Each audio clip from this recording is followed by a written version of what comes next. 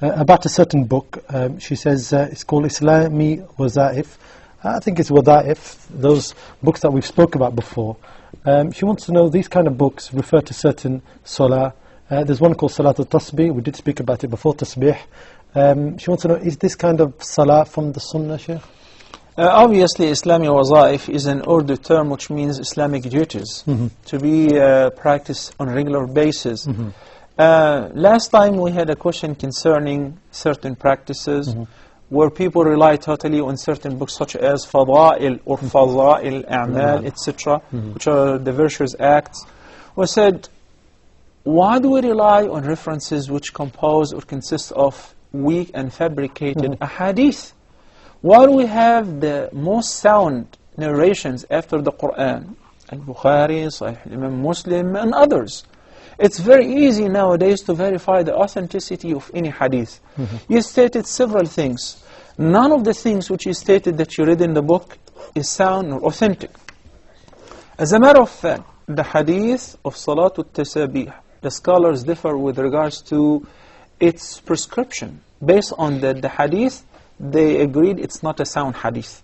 The difference now is a result of, since it's not a sound hadith, it's a weak hadith. Some said it's even fabricated hadith. They said, well, some consider al-hadith al-da'if is a reference with regards to doing virtuous acts, not fara'id, not mandatory things. They say, it's something good to do it.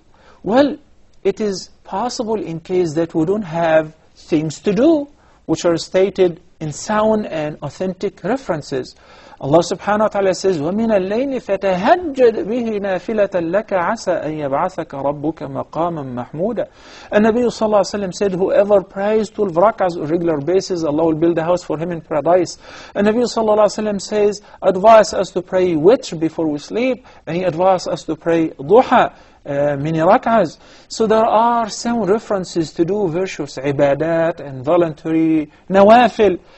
And that's why we say, according to the opinion of Al-Jumhur, that we only should rely on some references, especially when it comes to ibadat, acts of worship.